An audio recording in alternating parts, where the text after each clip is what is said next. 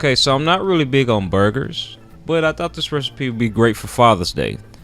It's pretty simple to do. It's quick. Even the children could do it.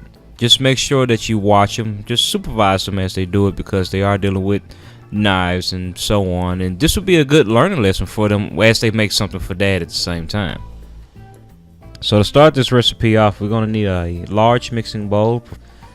And we're also going to need 4 Yukon Gold potatoes. Now, Yukon Gold potatoes are good. Russet will work best for this recipe, but the Yukon Golds are what I had. So to start out, get yourself a nice sharp knife, and the way we're going to cut these out into wedges.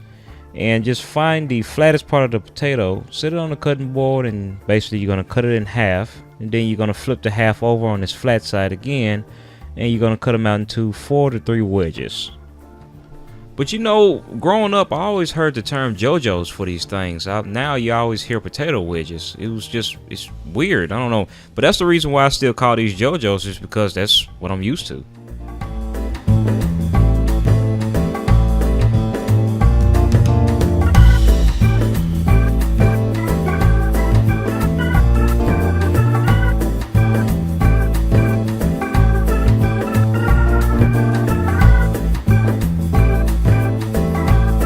So to get these started right, you're going to add 2 tablespoons of olive oil. You're also going to add 1 teaspoon of salt. Then you're going to throw in 1 teaspoon of black pepper. And you're going to throw in 1 teaspoon of garlic powder. And we're going to add one more thing, 1 teaspoon of onion powder.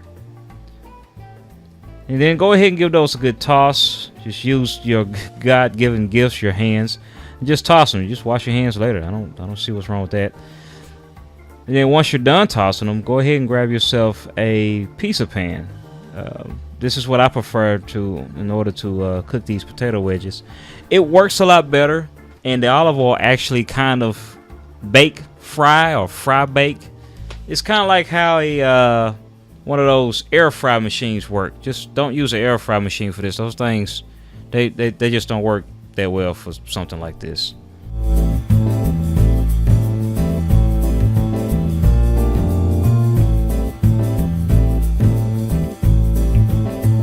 Alright, so I know the first thing you're gonna say, it's blurry inside the bowl. Yeah, I know that.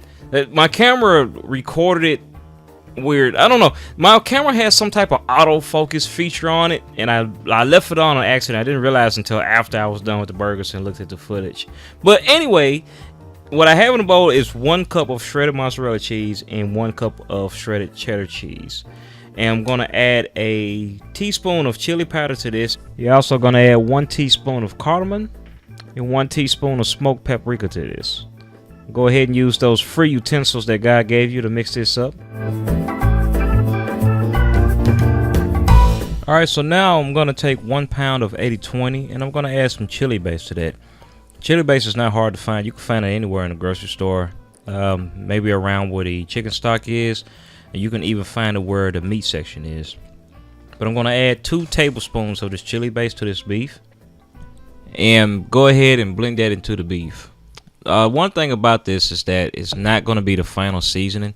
I just like flavor throughout my entire burger. A lot of burgers that you get from different places, they only season the outside of the burger, which is fine. You know, if you like the flavor of just beef, I don't know, but to me it's kind of bland, so I like to get those flavor components throughout the entire burger. I want flavor throughout the entire patty.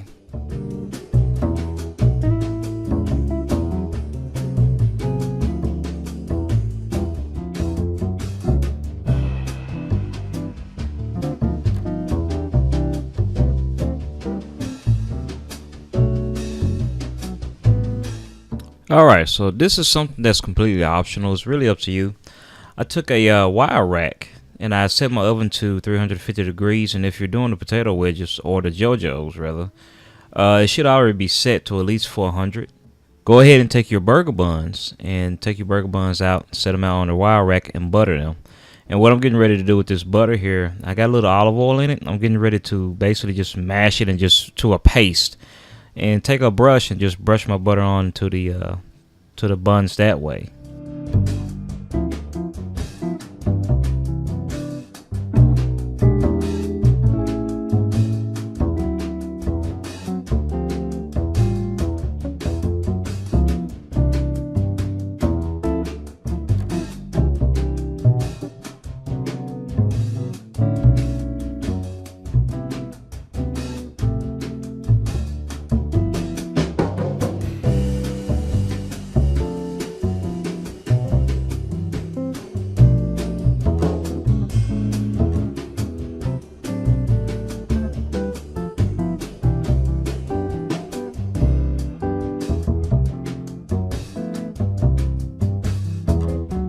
Alright, so grab yourself a pan or use a grill and just set it to a medium-high heat. With a grill, you really can't do that, but your target is going to be around 400 to 500 degrees or so.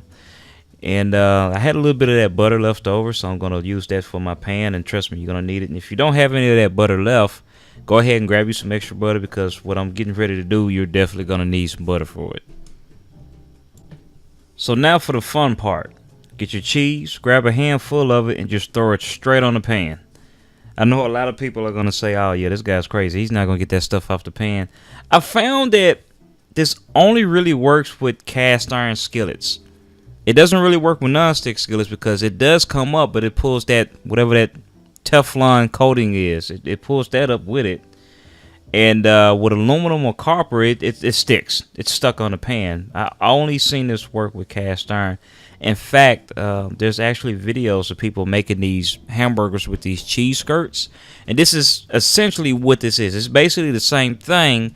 We're just taking the cheese and we're just frying it directly.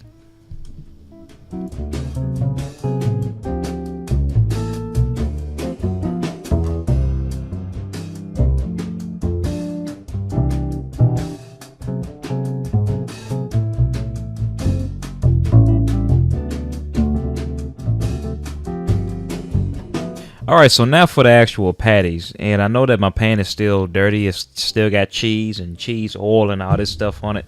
I'm okay with that. But you're going to keep the heat to the same, the medium-high heat. And I'm going to throw a little bit of my spice blend on the patties. What I'm using here is it's about 1 tablespoon of salt, teaspoon of chili powder, a teaspoon of paprika. I'll just go ahead and show you guys everything that's in it. But it's not a lot, but it's not hard to make either. You don't have to use Lowry's for everything. You can actually make your own seasoning mix. The one thing I'm going to say about hamburgers is that to me it's done what it's done. I mean, the health department actually has a temperature gauge for it. It should be 160 degrees. That's when you know they're done. But nobody's going to actually check the internal temp on patties. So the one thing I'm telling you should look out for is the crust that's on the other side of the burger patties when you flip them over. That should be an indication of the doneness of the burgers.